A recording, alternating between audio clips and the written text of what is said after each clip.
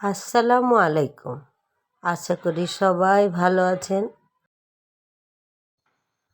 আজকে আমি পুদিনা পাতার জুস বানিয়ে দেখাবো। সেজন্য নিয়ে নিয়েছি বিট লবণ, গোলমরিচ গুঁড়ো, লেবুর রস এবং পানি আর কিছু বরফের টুকরো।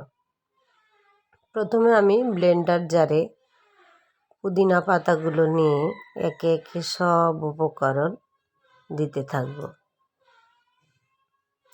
সব উপকরণ দেওয়া হয়ে গেলে একসাথে করে ব্লেন্ড করে নেব, তারপরে ছেঁকে নেব।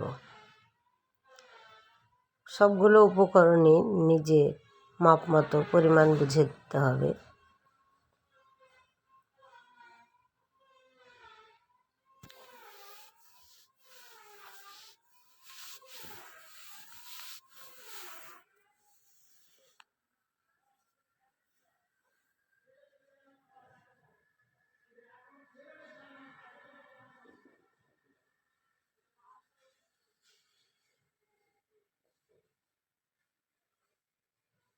ছেঁকে নিলে উপরের যে বাড়তি অংশগুলো থাকবে সেগুলো বড়াতে দিয়ে